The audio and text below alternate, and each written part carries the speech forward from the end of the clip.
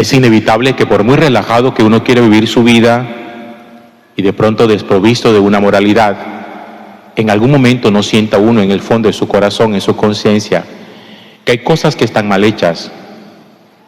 Yo pienso que incluso aquellas personas que se ufanan, que se enorgullecen y que dicen, es que yo no me arrepiento de nada, yo he vivido la vida como me ha gustado, yo lo que he hecho así ha estado bien.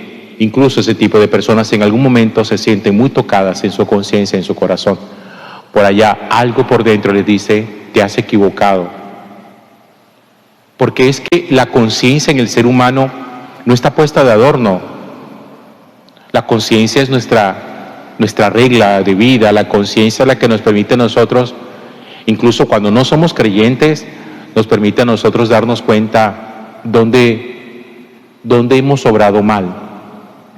Independientemente de que uno le llame pecado o no, porque es que la palabra pecado es una palabra bíblica, tiene una connotación religiosa, entonces hay personas que pueden decir, no, pecado no lo llamemos pecado, o llamémoslo mal moral. Y hay una diferencia, por lo menos en el concepto de un pecado y de un mal moral. Porque cuando uno habla de pecado, uno dice, un pecado tiene que ver directamente en nuestra relación con Dios. Pero hay gente que como no cree en Dios, no siente que haya cometido pecado. Pero sí creen que ha habido un quebrantamiento en una norma moral cuando se sienten mal consigo mismos o se sienten mal con alguna otra persona. Siempre pienso en todos estos que en algún momento sienten que han obrado mal y que de alguna manera quisieran como enderezar su vida, expiar sus culpas, como buscar arrepentimiento. Porque cuando uno es creyente, yo pienso que por lo menos el creyente tiene como referencia al Señor y dice, pues yo sé que el Señor perdona mis culpas, el Señor perdona mis pecados, y uno busca la reconciliación con Dios. Pero, ¿y el que no es creyente? ¿Cómo hace una persona no creyente para aprender a reconciliarse consigo mismo? Para aprender a reconciliarse con los demás. Para aprender a reconciliarse incluso con la naturaleza, si tuviéramos que llegar hasta ese punto. Porque yo pienso que a veces hay cosas que uno, por mucho que intente limpiarlas, mientras más intenta limpiarlas, más las riega. Permítanme ponerles un ejemplo muy plástico. Eso es como cuando hay caca en el suelo, que uno en vez de recogerla, lo que quiere es limpiarla. El que quiere limpiar caca, riega la caca. La caca no se puede limpiar. La caca hay que recogerla. Porque cuando uno intenta limpiar, lo que hace es que, como dicen los mexicanos, la riega, la embarra todavía muchísimo más. Y por eso a veces nosotros, cuando nos damos cuenta que hemos obrado mal, uno intenta como, vamos a ver si esto se limpia, vamos a ver esto cómo se arregla, pero por más que intenta, no logra hacerlo. Y siempre siente uno en el fondo de su corazón como que a esto todavía le hace falta, no he logrado la reconciliación perfecta, todavía me siento mal, todavía tengo sentimientos de culpabilidad. ¿Qué hacer cuando eso pasa? ¿Dónde es posible encontrar nosotros la posibilidad de la expiación y de la limpieza de nuestros pecados y nuestras culpas? ¿Es eso posible? La respuesta es sí. Sí es posible. Porque el Señor nos ha lanzado a nosotros un auxilio, un salvavidas para esos casos. Y yo sí quiero que ustedes entiendan esto, que todos esos caminos de redención no suelen ser siempre únicamente caminos de autorredención. Como, a ver, ¿yo qué voy a hacer como con el ejemplo que les puse ahorita? ¿Cómo hago yo para limpiar esto? Porque mientras más intenta limpiar, más se ensucia, más lo daña. Entonces hay personas creyentes que empiezan a hacer como su propio camino, a ver como que voy a hacer penitencia. Entonces hay gente que peca y dice, voy a hacer penitencia, como el rey David. ¿Recuerdan ustedes cuando David pecó, que cometió adulterio y fuera de eso se convirtió en un asesino? David se puso a llorar, se puso el rostro en tierra, echó ceniza sobre su cabeza, se vistió de sayal y llore y llore. Hasta ese momento David lo que estaba haciendo era un camino de autorredención. A ver cómo logro yo perdonarme a mí mismo esto que acabo de hacer. Pero eso no fue suficiente para David. David no encontró la redención de su vida hasta que no fue capaz de descubrir que solamente Dios era el único que tenía la capacidad de poderlo liberar a él de toda su culpa y de todo su pecado. Solamente Dios. Mientras intentó hacerlo con actos penitenciales, cubrirse la cabeza de ceniza, repito, vestirse de sayal, hacer ayuno, como cuando uno dice, es que he hecho cosas graves, voy a ver qué hago para remediarlo. Ya sé, voy a ir al morro todos los sábados de este mes, voy a ir a peregrinación a tal parte para ver si logro la indulgencia que la iglesia está ofreciendo, o voy a hacer un ayuno riguroso, voy a flagelarme, voy a dormir en el suelo. Hay que ir más allá. No puede uno quedarse simplemente con que yo me redimo y que va a ser suficiente con que me tire al suelo con un acto de penitencia o que yo hago ayunos prolongados.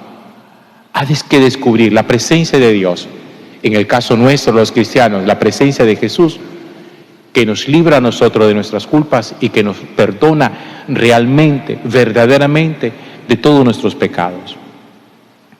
Por eso la carta a los Hebreos en el capítulo 7 hoy dice esto: Jesús puede salvar de manera definitiva a los que se acercan a Dios por medio de Él. Miren ustedes esa frase tan bonita. Jesús puede salvar de manera definitiva, no de manera parcial, no de modo parcial, a los que se acercan a Dios, pero por medio de Él. Y después la carta a los Hebreos nos va a decir a nosotros cómo en la antigüedad los sacerdotes judíos intentaban hacer actos expiatorios repetitivos. Y entonces los sumos sacerdotes de la época cogían un animal, lo sacrificaban, lo degollaban, con la sangre del animal asperjaban al pueblo. Pero fíjense que ese tipo de cosas tendrían que hacerla con frecuencia, de manera repetida. Y el autor de la carta a los Hebreos dice esto: Cristo no necesita ofrecer sacrificios cada día como los sumos sacerdotes, que ofrecían primero por sus propios pecados y después por los pecados del pueblo, porque Cristo lo hizo una sola vez y para siempre. Y por eso dice, Jesús puede salvar definitivamente a los que se acercan a Dios por medio de Él. Los sacrificios expiatorios personales, los míos, no salvan definitivamente a nadie. Ningún ayuno lo salva a uno de manera definitiva. Dormir en el suelo como un acto de penitencia lo salva a uno de manera definitiva. Esos son intentos frustrados de autorredención. Hay que tener la capacidad de acercarse a Dios por medio de Jesús, que es el único que, ofreciendo un solo sacrificio, el sacrificio de su propia vida, para acercarnos nosotros a Dios y podernos salvar. Aquí hay una pregunta muy simple que puede derivarse de esto, pero que es necesario que nos la hagamos. El camino de redención que nosotros estamos haciendo es un camino personal que yo me he inventado, o estoy haciendo el camino en el Señor Jesús. Yo les pongo un ejemplo sencillo.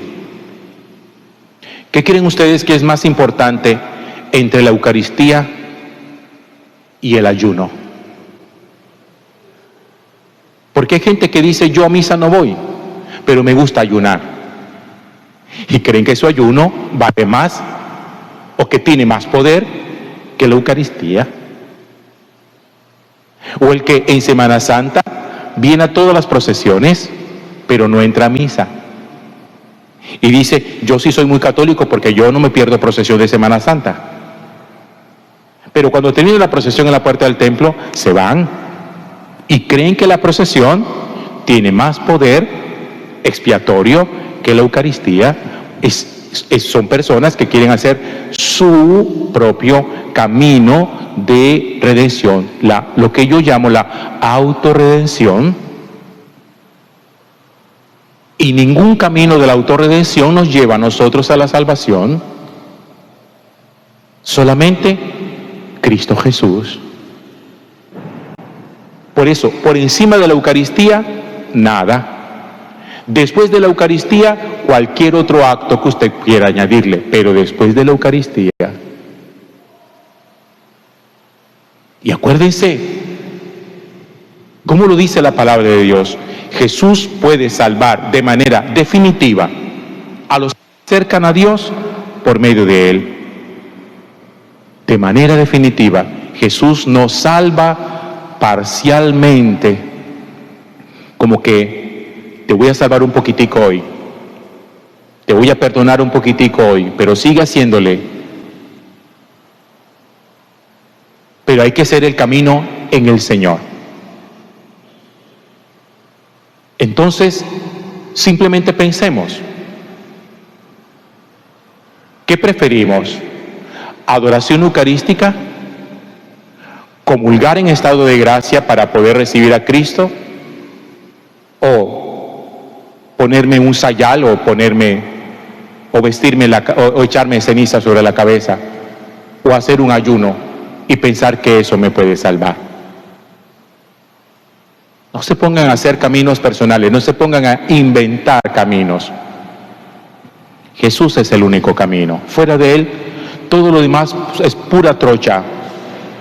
Y las trochas no conducen al destino final, que es Dios. Gloria al Padre y al Hijo y al Espíritu Santo.